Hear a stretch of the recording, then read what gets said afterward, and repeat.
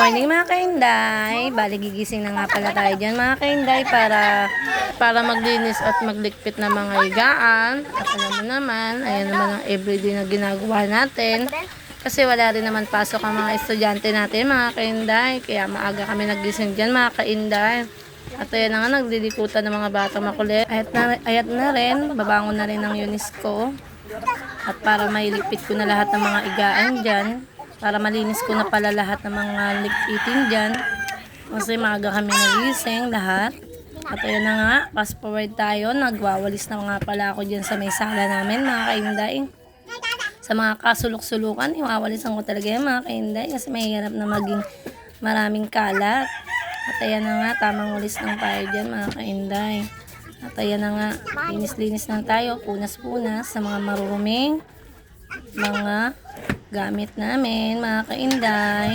At ayan na nga, bali nililinis ko at niaayos ko yung upuan namin mga kainday para na maayos yan mga kainday.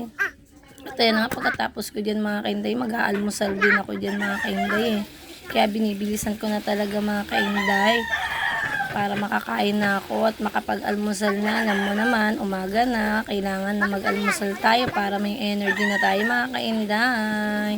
At ayan na nga, walis-walis lang tayo konti. At ayan na nga, fast forward tayo. Ayan na, nagkakapi na yung inday, baduday. Ayan, tamang kapi-kapi lang tayo at pandesal tayo. At peanut nga pala ang aking palaman dyan. My favorite is peanut butter.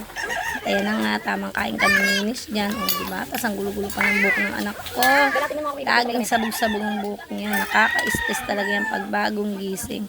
At ayan na nga, kakain mo na nga kami dalawa ng almusal. Pandesal lang ang kinakain namin dyan sa araw-araw mga kainday. Busog na kami. Ayan, tamang kape lang ako dyan. Tamang Milo naman yung isa dyan kong anak. Hanggang dito lang ang aking vlog. Bye-bye!